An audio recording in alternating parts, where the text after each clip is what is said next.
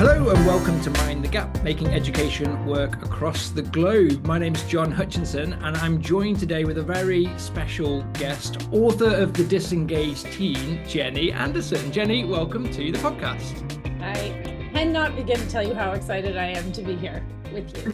So we know each other. This is I'm going to pull behind the curtain. We already know each other. We worked on a project for a couple of years, but this is the first time that we've chatted for a little while because you have been globe trotting. I've seen you pop up on morning television across the United States. You've been at big fancy conferences around the globe, because you've written this book, The Disengaged Teen, which seems to have really struck a chord with folks.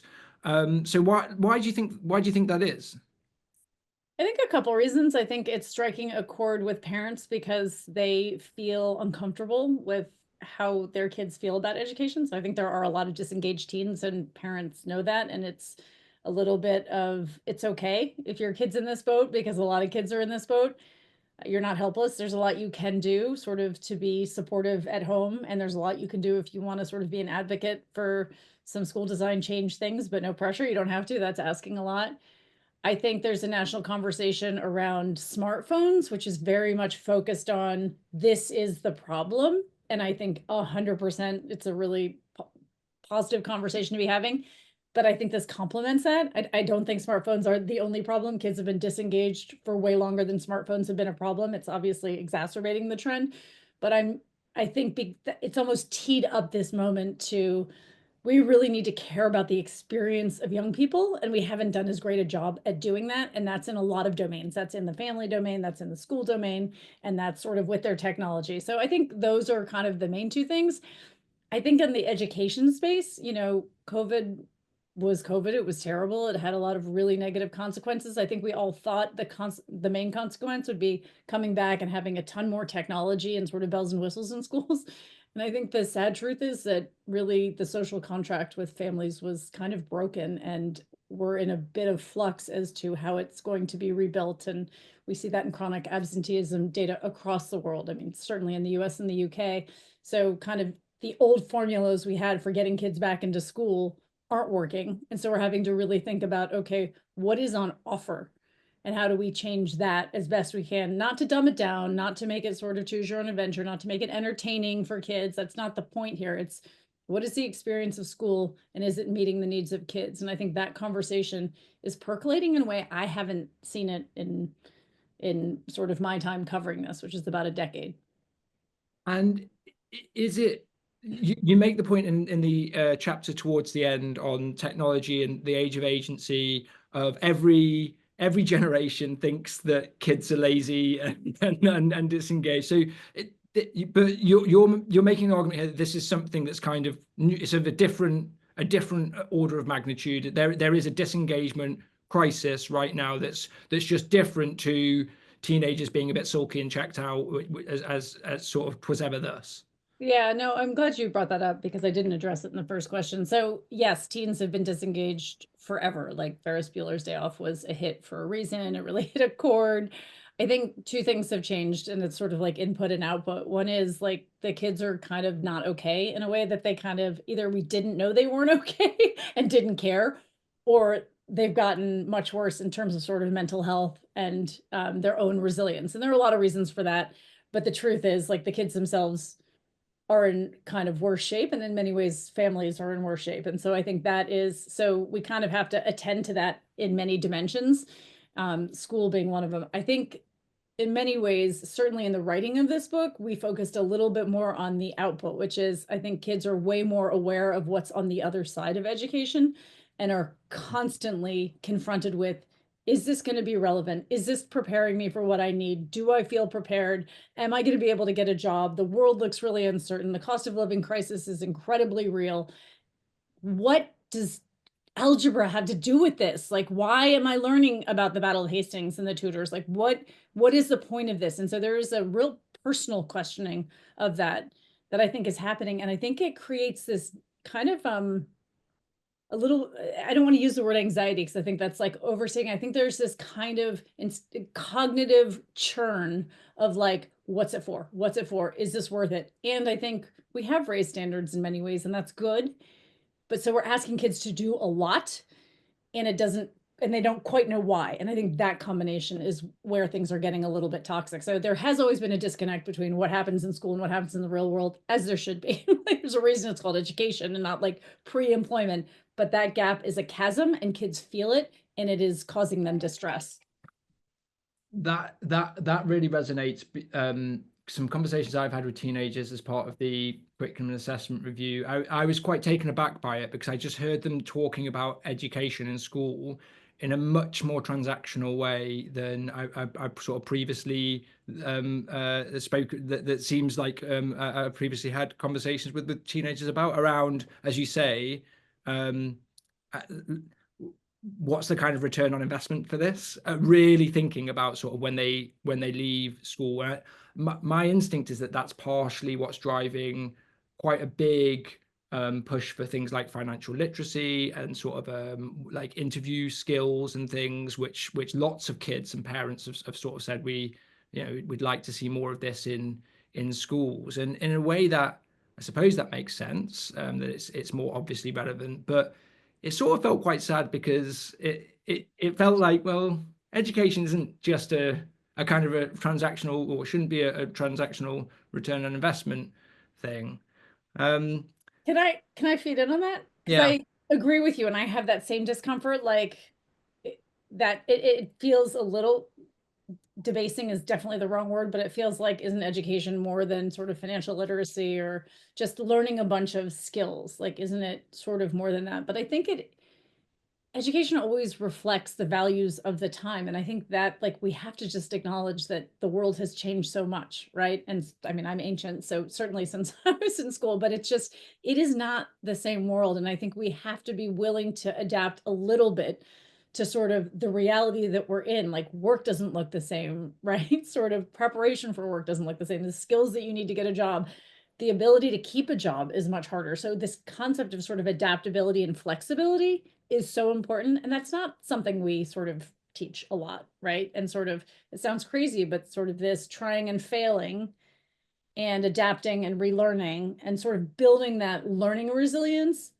hasn't really been the thing that's highlighted the most in the system. And I think we just kind of like, that is something you actually have to have. I have lived this personally. My own career has been blown up a few times and it is uncomfortable, but that is like the norm now, right? That will be the norm. You look at sort of the profile of competition and the profile of the cost of living. So I agree with you. And I also think we got to just be willing to change our definition of what that education is for the moment we live in and stop thinking about it as it has been.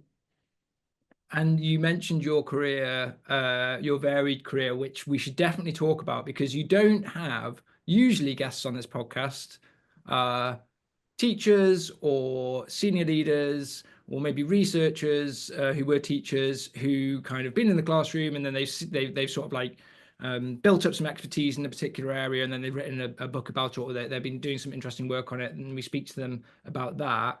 Whereas that wasn't your path into understanding the science of learning and teenagers and parenting. So can you just talk a little bit about how you got to this book, and how your career has kind of fed into that, because it's a fascinating journey. Yeah, circuitous would be a generous word for it. So I was a financial reporter for a long time. So I'm sure we'll talk about the modes in the book, but like I'm just a person who's very curious and like to explore new things and different things. And being a reporter is just a passport for that, right? Like it's a passport to ask nosy questions. It's a passport to learn and write. It's a passport to travel. It can be a lot of things. So I ended up in financial journalism, which I ended up really loving. It was great. It was very fast paced. It was very intense. I was with a great cohort of reporters at the New York Times. We covered things like the financial crisis of 2008. Like it was just, I really enjoyed the pace and the everything you learn about kind of navigating the world as a reporter. And then I had kids, and honestly, just I had always been everything I read in my free time wasn't finance. It was all about sort of learning and parenting and education. Honestly, that was sort of what I read in my free time. And suddenly I had my kids and I was like, wait, this is what I should be doing all the time. And as soon as I turned my attention and started working in education as a reporter, I was like, why isn't this taken more seriously? Why is this so undervalued compared to like Goldman Sachs's earnings? Like, why are we not talking about teaching and learning? Why aren't we talking about cognitive science? Why aren't we talking about, there's a lot of good people doing really good work. So I don't want to undermine that, but it didn't feel to me that at least at a national level, and newspapers in the United States, and I don't want to, I wasn't here. This is sort of 2010. I just didn't feel like the conversation was as good as it should be. So I ended up sort of turning to education. And then I quit the New York Times and joined a digital media startup so that I could start covering the questions I wanted, which is the science of learning was one of them. Future of schools was another one, sort of the neuroscience of infancy. These were all kind of interdisciplinary verticals I built in that space. And I enjoyed, like, all of those pieces were so interesting because they were about how we become who we become as humans and the role of learning in that process. But I was doing it very piecemeal. And Rebecca Winthrop, who's my co-author, who is an academic and who has really looked at systems change. She's at the Brookings Institute. She does a lot of work in education on how do you shift systems. And she had just done this incredible 5-year project in 14 countries and looked at the role of family, community, school engagement, something you know about very well in your own work, and had found that parents were very overlooked. They were an untapped lever, that if we could find a better way to engage them, we could really improve learning outcomes and the experiences of kids and families in the system in huge ways. And the question is, how do you do that? And so the book was really an attempt to try to bring my storytelling and sort of what are the questions normal people outside of education have to her deep expertise and research and grounding in some of those questions around education, and like, how can we translate some of this for parents in ways that they feel supported, empowered, but actually get some more information that's useful. Like, not, we're not just like, here's a fad. This isn't learning styles, right? This was like, hey, understanding your kid as a learner is really understanding your kid as a human. It's a worthwhile endeavor. And this thing they do, this school thing they do for so many years, a lot of their self-belief is going to be built through that. So like, be part of that, engage in that, support that in ways that are constructive and helpful to your child.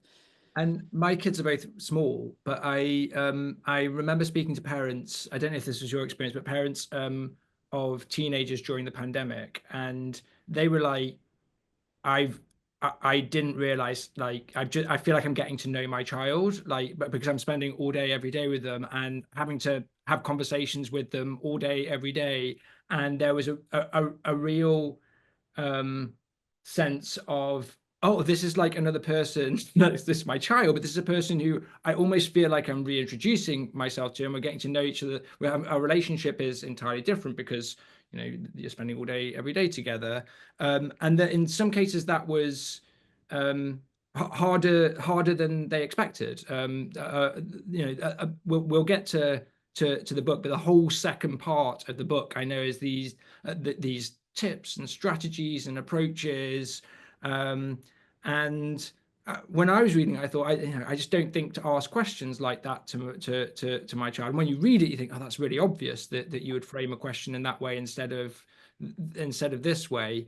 But I can imagine. What was it like for you during the pandemic with your own children? Did you feel like you had a different relationship coming out of it than going into it?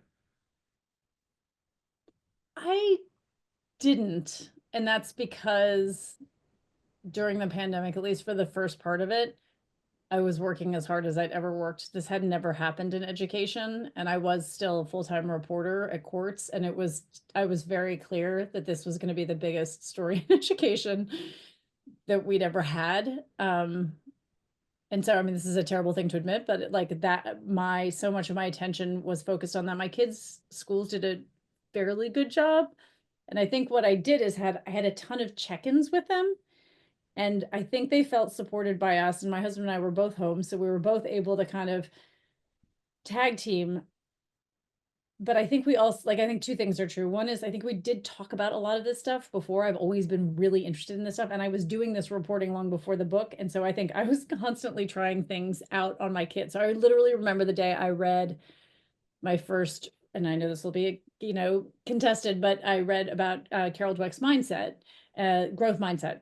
And like, again, this is, everyone's in education is like steeped and has opinions, and, you know, is it as effective as they say it is, and blah, blah, blah. But as a parent, the simple idea of adding yet, oh, you're really struggling tying your shoes. Well, that's because you haven't mastered it yet.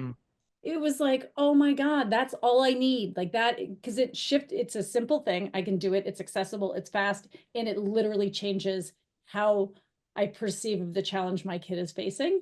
And so that was sort of my aspiration for the book, but I had sort of been doing that. So to answer your question, I don't think I had I think I had way more aha moments about the sort of reporting of the book. And my kids were really little, and so they were very receptive to our help.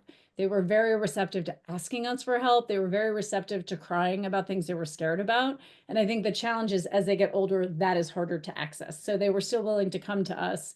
And for the first time in our lives, we were home early all the time. Like, my husband and I are super busy, and it was so nice. Like, we were just around. So for us, and I don't say this lightly, or we were fortunate and privileged in that for us, it was like lovely to have time with our kids, to see them sort of growing and learning, to support that more than we had been able to do in our traditional jobs, where we were leaving for the office, getting home at 7 o'clock, scrambling to make dinner, scrambling to get everybody to bed, you know.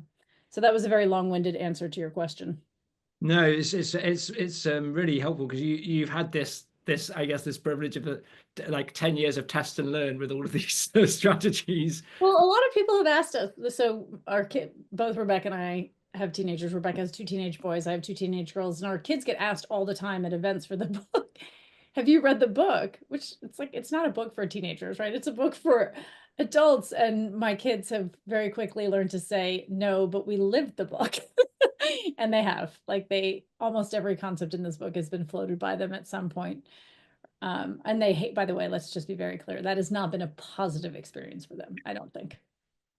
And like some of those language tips, like there's one in the book which I think that primary teachers, maybe secondary teachers, but I think primary teachers are getting better at, which is, rather than, you know, your kid shows you a picture or something they've worked on, rather than, oh, that's really good, oh, you must have worked really hard on that. And I'm already seeing that with Billy, my daughter, of the self-talk, when now she'll show us a picture and she'll say, I've worked really hard on this, which just feels like a really positive kind of mindset for her to have about kind of her work. Yeah, or I mean, she's too little to come home with grades, but to just know to be careful around that language. I have a kid who definitely sits very squarely in achiever mode a lot of the time, which is one of the modes in the book. And just having a little, like, just having a, like, I know I was sort of sensed that that was an issue, and I had absolutely no idea what to do with it. And, you know, the book and Carol Dweck's work and a lot of other people's work really help sort of around that, which is, you must have worked really hard, you're feeling frustrated, like, what do you think you could, you know what I mean? There are a bunch of different conversations we can have. And this, I do sort of feel like primary school teachers are kind of ahead of the game on a lot of things, but this very invitational language and questions. Parents don't do that, especially with teenagers, because teenagers can be very judgmental of you. And so we respond by being judgmental of them. So instead of that gentle, generous language that you were just using, which you of course would use with someone Billy's age, like, it gets a little trickier to employ that. And it's a reminder that these are kids who are still figuring out how to think. You know, that is, to me, like, one of the big messages is, like, you remember watching your kid learning to talk and learning to walk, and they fell, and they said silly things, and they were so cute it didn't matter. Like, they're now doing that with thinking and talking, right? And if we could be patient, a little patient around that, and supportive of that, and building of that, versus like, are you kidding me? Which is honestly what you feel most of the time, because some of the things that come out of their mouths are really quite extraordinary. You can think, are you kidding me? But yes, yes, takes a lot of editing. Okay, you've broken ground on the modes, and so we must get into them. So the book's structured around these four modes, and one of the things I love about, you're really clear that these aren't kind of like fixed traits, and that a kid can sort of move from mode to mode over time, or even within the same day, even from classroom to classroom, based on the kind of context and environment. But you talk about, you know, you've gone deep into engagement science. You've tested this out with parents and teachers and kids themselves, and arrived at these sort of this construct of these 4 modes. So could you just set out for us what the 4 modes are around engagement and disengagement for teenagers? Sure. So the 4 modes are passenger, achiever, resistor, and explorer. And passenger mode is kind of what it sounds like. These are kids who are coasting along. They're doing the bare minimum. They race through homework. They're always looking for shortcuts. They are showing up for learning, but they are not engaged in learning. They are, in sort of technical wonky terms, they're cognitively engaged, but not, they're behaviorally engaged, but not cognitively or emotionally engaged or agentically engaged. Achiever mode is the kids who show up and try to get a gold star in everything that's put in front of them. Teachers love achiever mode kids. Parents love achiever mode kids. Makes everybody feel really good. And oftentimes these kids are developing really healthy learning skills, discipline, good work ethic. But as you'll see in the mental health data, these kids are at risk of having the worst mental health outcomes. They are cognitively engaged, but not emotionally engaged. So they're doing it. They're giving it everything. They want to succeed at all costs, but they don't really care about it, and they don't know why they're doing it. And that has some, a couple like negative consequences. One is they're very fragile learners. They're not resilient learners, they're fragile. Resistor mode is exactly what it sounds like. These are the problem, dubbed by society, the problem kids. We argue in the book, often kids with problems. They are acting out and withdrawing. They are really difficult for teachers. They're really difficult for parents. Parents feel very judged for having these kids, and teachers have the incredibly difficult task of having to manage it. So it, all in all, definitely an issue. We argue that there's almost always something going on there. And sometimes those are big things, and sometimes they're, you know, sort of manageable things that you can kind of get to. And sometimes it's much bigger than that, but there is something happening there. But the good news about resistor mode is these kids actually have a lot of agency. They are actually using their voice, not constructively and not in ways that are helpful to them or their learning or their peers learning or their teachers. But if you can get a point in the right direction, they tend to catapult to explorer mode, which is the final mode. And this is really where kids are what we call agentically engaged. By we, I mean, like, there's an entire body of research that underpins this.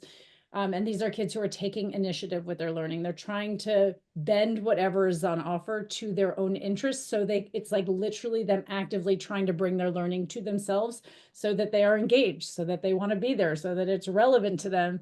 And those kids, when kids are in explore mode, people often worry that this is like, okay, but do I have to sacrifice achievement? You know, the work of John Marshall Reeves shows very clearly that when kids are in explorer mode, they perform better academically, they have better mental health outcomes, and they have better pro-social outcomes. So it is literally a win-win. It's not, you know, a silver bullet. It's not like you're going to do one thing and it's all going to happen overnight, but it's a, you know, there's a sort of continuum of what you can do. But those are the 4 modes. And you were so spot on in saying, not labels, not a way to pigeonhole kids. Kids turn up in these modes based on how they feel.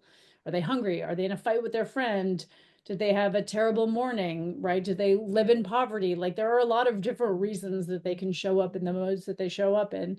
They can be dynamic. The book identifies the problem is when they get stuck in one is when it becomes an identity. And as a parent, what you don't want is, you know, the identity of the passenger is lazy. That's the lazy kid. The identity of the achiever is the smart one. That kid doesn't want to take any risks because they don't want to fall off their perch of being smart. The resistor is the problem child. Like, the goal is to not let the mode, which is dynamic and fluid, become an identity. And one of the modes that fascinated me most, because I guess a lot of the conversations around resistor kids, that's what's, you know, taking up probably most of teachers' times in the classroom, and they feel like there's a lot of resource going. You know, 95% of the resource is going towards 5% of the kids who are kind of like resisting in the way that you say. But the bit that the mode that actually I'd love to talk a little bit about in more depth is this. It is kids who become obsessed with achievement, or rather tie their own sort of sense of self-worth and identity to the grades that they're receiving, because they don't, as you say, they wouldn't show up as a problem or something that or you wouldn't necessarily think as a teacher or a parent. You're probably patting yourself on the back and thinking, I've done a good job here. They're busily sort of trying to get all of their ticks on their homework. We've kind of mission accomplished here.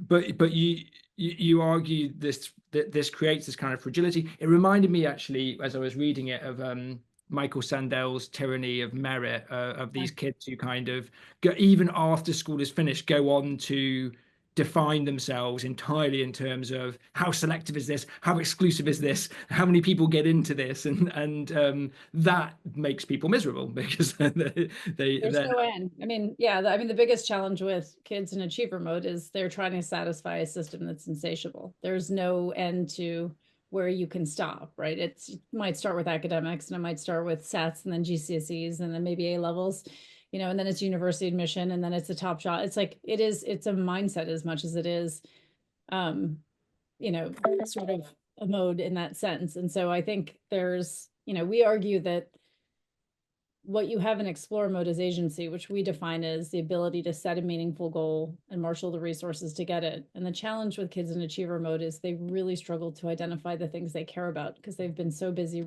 responding to the needs of the system or the demands of the system.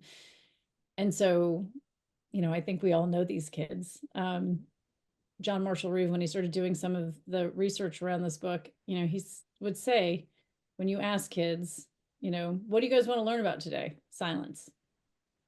And, some of that is obviously social norms and whatever, no one wants to embarrass themselves and maybe but it takes a really long time for kids to learn that thing. What do I care about? But if we're moving, if we have this system that has so many demands and kids are already kind of in a slightly fragile place, I think what we need to be doing is helping them identify where to invest their energy. Of course, we need foundational knowledge and literacy and numeracy. I'm not saying that's not important, but it's not just doing everything at 150%, because that will just lead to burnout. It just almost, the research, we cite some really powerful longitudinal research that followed kids for a long time. And it was really striking to see how the kids you thought were going to be the absolute winners in the system really were not. They some of them obviously do very well, but there was a cost. And I have lived this personally, and I'm definitely watching it in my own kids. And I think it's really tricky because when a kid ties their worth to their grades or to their outcomes or to their GCSE scores, there's very little that feels obvious that you can do in the moment, because the system itself is very powerful, right? It is very powerful. You can't say GCSEs don't matter. It's not true. They matter a lot, right? They matter tremendously. And so what you can say is you are so much more than those scores. I have faith that you can do well. I know if you put in the work, it will pay off, but you are not those scores. You are a fantastic granddaughter to your grandmother who's got dementia. You are a fantastic friend who shows up for people. You are a community member who does work and, shows up when things are needed. You are all of those things, and you have to just be hammering that home, as well as, well done, you worked really hard. But most often what you're doing with kids in achiever mode is helping them take their foot off the accelerator, because they think the only thing to do is to go forward at 110 miles an hour. And that is not always the answer. And you spoke a little bit, so you spoke a little bit about yourself there. I found it impossible to read this book and not psychoanalyze myself constantly. Did you find? Tell me. I want to hear it. So explorer mode all through primary, did well, but I don't think I was driven by I need to get a grade level 5 in my SATs. I just loved learning and did the sort of thing that you talked about of I'd watch Match of the Day, and then I would write a match report in my little notebook when I was 10. And then I'd play Match of the Day on Sunday. They repeated Match of the Day, and I'd mute the volume, and I'd be the commentator, and I'd practice being the commentator, and write down sort of then in secondary, I think I switched to passenger mode quite early. And I think that that was because I'm quite lucky. I find learning like relatively easy. And so it was like perfectly possible for me to put in very, very little effort and still do like okay. Like no, I wasn't doing well, but nobody was, nobody in the school was like, this is a disaster. We need to put a ton of intervention in, because I was kind of still doing all right. And then increasingly, I think, towards probably resistor, and became very badly behaved, and became a real nightmare for my teachers. But then And parents, no doubt. weirdly, And that is, but can I just like, like it is a continuum, right? So you sort of, you can feel that. And I think one of the messages in the book, and I hope this really resonates with educators who I know listen to this podcast a lot, is that like it, and it's hard because so many demands are put on teachers, but the passenger sort of unattended mm, will often sort of take that same journey that you took. And so, and to be clear to the educators, we're making the case that parents play a big role here too, right? Like this is a team effort, but that continuum of disengagement is very real, right? mm, A lot of kids are marching their way down it. And a lot of it is, you get it, not, this wasn't your story, but the story we heard so much was things were pretty easy for me in primary school or elementary school, right? It got a little bit harder, and but I still kind of was playing it cool, and I could kind of get away with it. And then all of a sudden I was like, whoa, I was behind, and I mm, didn't know how to catch up, and it didn't seem worth it. Like the effort it was going to require um didn't seem possible. And there was this narrative of like, I can't catch up, no one wants me to catch up. And then of course, this is the belonging uncertainty. You then look for the evidence of that. So anyways, I just wanted to, you just so beautifully articulated the continuum of disengagement that is not uncommon. That was not like, that's not an unusual story. but as you say in the book, my RE teacher, I asked like I was in an RE lesson, I was asking like difficult questions about RE and about like some of the biblical stories. And at the end of one of the lessons, it was probably I was probably in year 8. She asked me to like stay behind at the end of the lesson, and I thought I was going to get told off. I was getting told off in most of my lessons, and racking up like triple digits of detentions across the year, and sort of being proud of that. And I thought I was going to get told off again. And she gave me this book called The Philosophy Files by Stephen Law, and she said, I think that you'll really enjoy this. And so whilst I was racking up like all of these detentions in other lessons, I was like voraciously reading books on philosophy, and it took the teacher 3 seconds to do that. That's all Yeah. they did. And that agency thing that you sort of speak about, of like providing a little bit of agency here, of there isn't a set curriculum to this. This is for you to explore by yourself.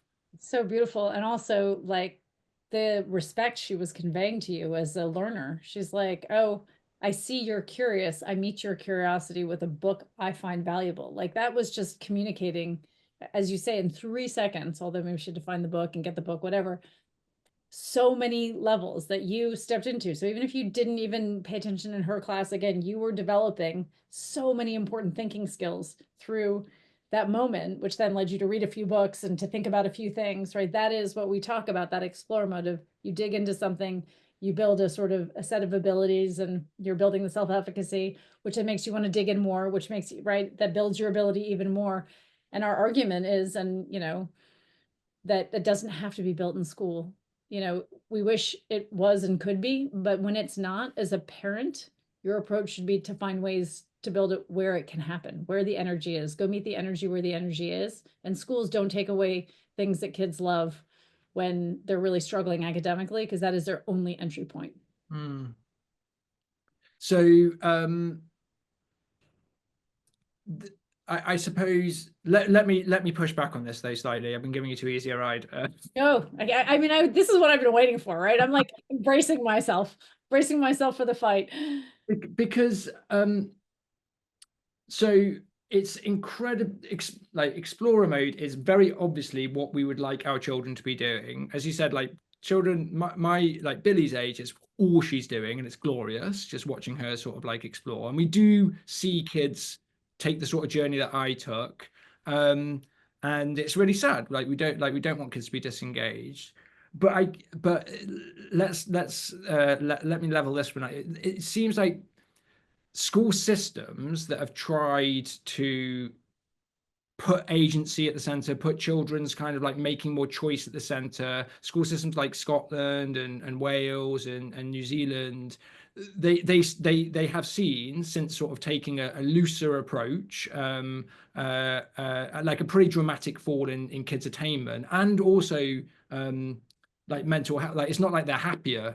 They're also sort of not as happy either, and kind of rowing back from that sort of let's give the kids a bit more choice. Let's kind of focus more on children exploring things for themselves. And I know that's not a good characterization of how you set out This is exploring. all good. Yeah.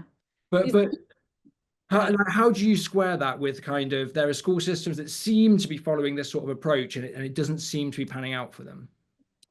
Yeah, no, I think I think it's a fair question. And by the way, when we were doing research for this book, it was almost like Jon Hutchinson was like sitting on my shoulder all the time. And there are a bunch of you here in the UK who were sitting on my shoulder, and I'm glad you were, because we had so many conversations about this. And so I think I'm going to start micro and sort of classroom and then go to macro. So where the research landed, and this was research that was done in countries as varied as South Korea and Peru, and 14 countries in between, is that the values of the system don't have to change. So the values of the education system in this country are very much tied up in knowledge, right? And I think that doesn't mean that you can't give kids any choice. So this isn't the conversation we're having right here, right now, but right now we have a particular curriculum that leaves literally almost no choice, certainly at the secondary level of GCSEs, right? So by the time you get to those exams, you just need to know how to get the marks on the mark scheme in 10 subjects over curriculum that's been covered for 2 years, and kids have done it over and over and over again, and they're sort of literally using ChatGPT to figure out how to hit that mark scheme. I would argue that's like not great learning. And I guess two things. What John Marshall Reeve would say is, you don't need to get rid of the rigor. You just need to introduce some choice into it. So is there a way to reform GCSEs, either by reducing the number of them that we're doing, or the number of topics that are inherent in each one of them, or doing on a more regular basis, right? So you're not doing them all at once at one time, sort of very high stakes. Is there a way to introduce some choice? Or maybe it's as simple as, and James Mannion suggested this a couple of weeks ago, and this is something we've been talking about a lot. Is it, an afternoon or a period a week where there is something that allows a student to build some energy around learning, such that it can sort of then replenish them so they can do some of this hard work? So I think there is a choice. What is the value of the system? I don't know enough about sort of Scotland and Wales to know what theirs was. I certainly know in the UK that a value is knowledge, and that we're not going to get too far away from that. So what can we do within the system and the values that we have that will allow kids to want to come to school? So this is all a lovely hypothetical conversation. When kids aren't coming to school, it's slightly irrelevant, sort of your level of rigor. So there has to be a better invitation to school in general. And I don't think that has to be entertainment. I have way more respect for kids as learners to think it has to be, choose your own adventure, super progressive education for that to happen. I think it can be rigorous and have choice embedded in it. Those two things can completely coexist, right? I think you can have a project-based day. I think EPQs are absolutely brilliant, right? Can we bring those down? My daughter did a year 6 EPQ, extended project qualification. They scaffolded it after they did their 11 plus. They all spent an entire term picking a project they wanted and working with a teacher on, building it and making things. And it was like, it was brilliant. And then their assessment was a day where they showed off their work. And you have never seen a more proud group of 11-year-olds wanting to talk about how long you hold your breath, which was a little girl who's a swimmer. And, my daughter did how we can make cement more sustainable, because she was really interested in architecture and sustainability, and somehow picked this up. And so she got really into cement, and what you see in that is their curiosity just take over, right? And that memory of learning being fun and important and good and self-directed sticks, right? And so to answer your question, I think we can care about this choice element, and we can care about this agency a little bit more. Like, I really think it is a balance question, and it is a balance within a system. In the US system, it's going to be way more. You know, the US really values choice. They really value libertarianism. I mean, look where it's gotten them, but that's a whole other story. You know, there's just going to be, so it's, you have to sort of start with your values, and then within the values, what can we do? You and I, Jon, did a project that was very much, you know, aligned with adolescent brain development. Brains need to be exploring. That is literally what their brains need to be doing. And so sort of in chairs, shuffling through classes with the same curriculum for 2 years isn't doing it for them. So how do we balance it out so that we make sure that there's foundational knowledge and that we test it? I'm all for testing. Like, testing is a really effective way of testing the consolidation of knowledge, but the way we're testing is really incredibly detrimental. So to the question of entire systems, the truth is I don't know enough about. I know Scotland is often cited as a system that shifted and failed, and I don't know enough about how they shifted it, how they empowered teachers to shift it. I know that maybe this is a relevant answer. Project-based learning that has been evaluated has often come up short. And the Lucas Foundation in the United States funded a project to look at project-based learning where teachers were supported to do effective projects that were aligned with curriculum over 5 years in a number of state schools across the United States. It was a huge project, and the results were astounding. So there is a fidelity issue as well. So when we shift to something other than the thing we know we're doing, are we training teachers to be effective in doing it? Are we doing it with enough fidelity to the thing we're trying to do? Are we mapping it to a curriculum that is rich, deep, and sequenced? Or are we not, like, just tacking it on the side? Well, guess what? That might not be as effective. So, you know, there's, I think, an intentionality question. Did I answer your question? Yeah, that's it. And you know, we offer the EPQ to all of our children at sixth form at Reach Academy Feltham, and made, like, a big part of that was for university preparedness, because you have this shift from, as you say, you know, the dominant kind of approach, explicit instruction, as you say, very content rich curriculum, which means that you need to move through at pace. And I remember when I was teaching sixth form being surprised because I would really try and get discussions going. I was teaching religious studies, really try and get discussions going with the children and push stuff over to them. And they would say to me, like, "Oh, Jon, we prefer it if you just like tell us, like, we'll sit and write notes." They'd totally internalize that kind of mindset that you draw. And I think parents too, right? And one of the things that I guess that I would worry about with kind of projects like Earlier Down is, I think lots of parents are having that same mindset the kids have, which is like, well, what's this worth? What does this get me later on? Because they're so fixed in this kind of, what's the currency of this? Yeah. Only focus on the things that kind of get me that return on investment later on. It's really quite countercultural to say this is for the love of learning. This is for the intrinsic value of exploring your own interests. And no, but this is also for the skills to be successful in learning on achievement. I mean, that is the power of Reeves' research. I'm going to push back on that because he is showing that if you can solve the motivation. So we have a character in the book who was absolutely loved primary school. You know, this is not an uncommon trajectory. Got to middle school, really did not like it, found it incredibly boring, fell behind, was totally disengaged, complete resistor mode. And her school did these, offered these. They were in the process of doing some really interesting R&D work. They were doing 6-week studios where the kids had to pick a project and they had to map which of the curriculum standards they were meeting. The US curriculum, and this is in North Dakota, was a slightly more flexible. And so she picked sort of a series of studios. One of them was studying the assassinations of 2 presidents. And that was a biological piece. So what happens when you get shot in different parts of your body. And there was a history piece of it. It was actually studying the assassinations of 3 different presidents. We love killing our presidents in the United States. And she did this and she loved it. She loved the agency. She loved it. And she was really into it. Here's the interesting part of the story. And I realize it's just one story, but I think this is the basis of John Marshall Reeves' work. She then went for her last 2 years of high school back into what's called dual credit courses in the United States, where she's basically taking just old-fashioned history and maths class.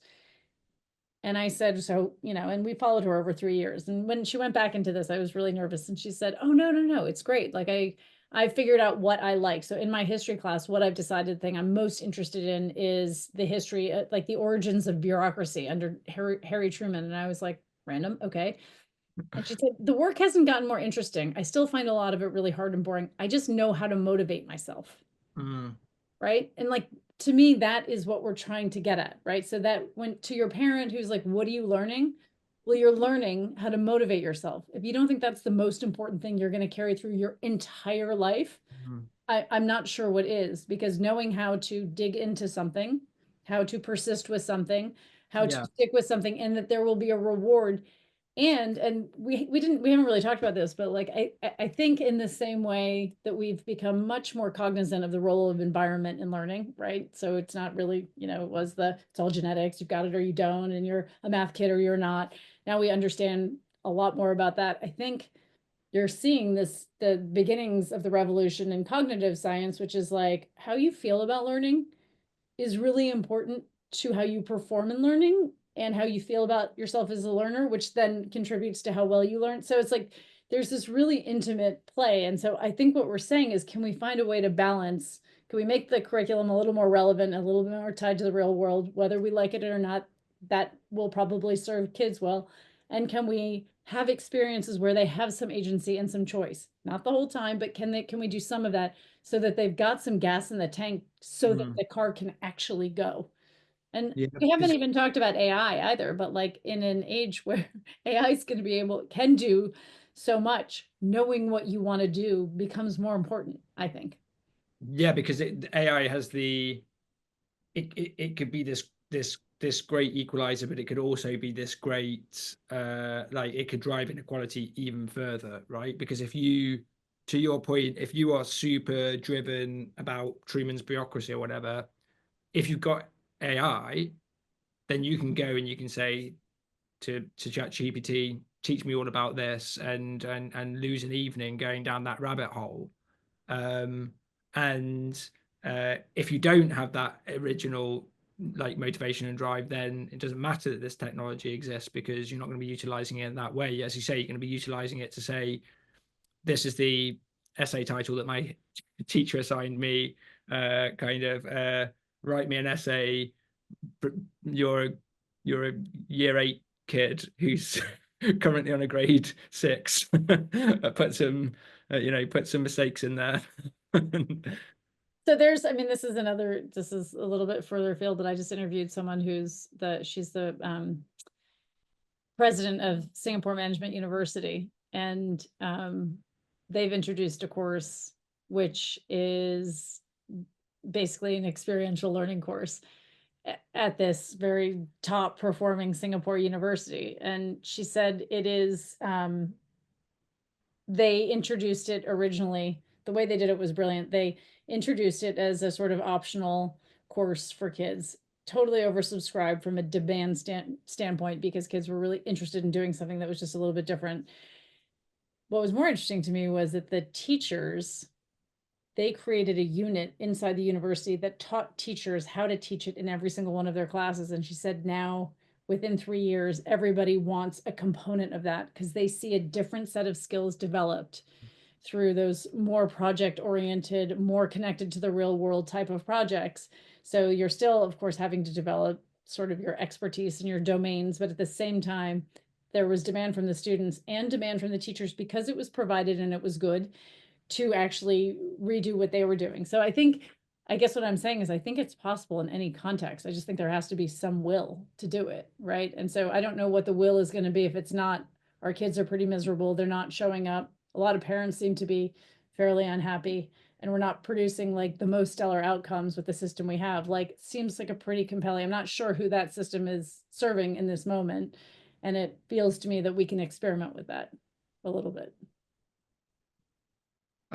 We've come to the end of our time, and I feel like I've only got through about a third of the questions I wanted to ask about the book. We'll have Like to do another one, I've part got about two. 5 questions on this, because the second, so the first part of the book is sort of setting out all of these modes and the research behind them, and you mentioned Kia's story there, and sort of what I love is the kind of narrative through it, of sort of like how this actually manifests for real kids. But the whole second part is kind of what you can do, and it's it's mostly parents that's targeted at. But as a teacher, I was reading and thinking a lot of this is applicable to the classroom, and there's obviously a lot in there about your thoughts around sort of education more generally in the system more generally. But we're gonna have to maybe we'll get you back on. Absolutely, I would 100% do part 2. I'm willing to do part 2 and part 3. As much as you want me on, I'm coming back because I love this podcast. I love you, and I want to do more in the space because I actually had a feeling this conversation was going to go in many directions because I love the way you think.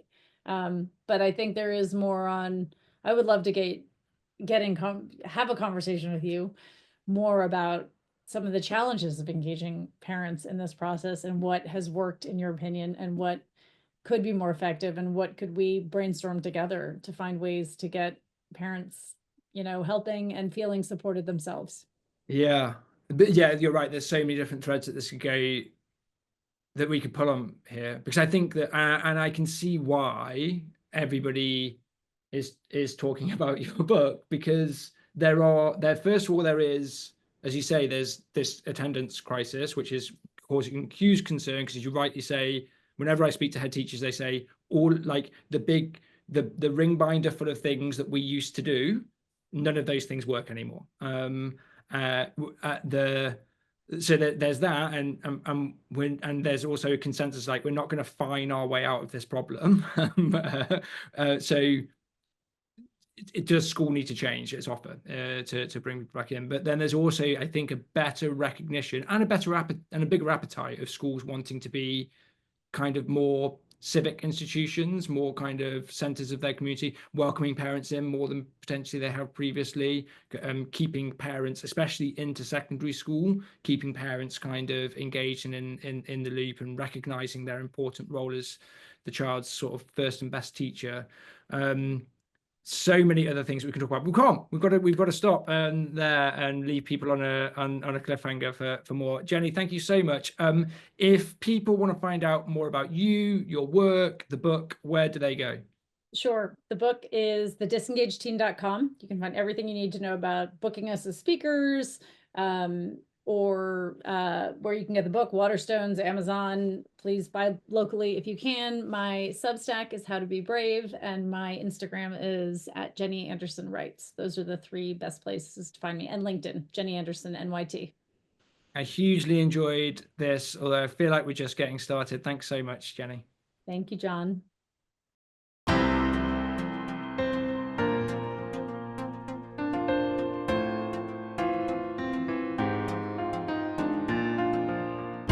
Thank you for listening to Mind the Gap. I'm Emma Turner, and I've been presenting with my co-host Jon Hutchinson.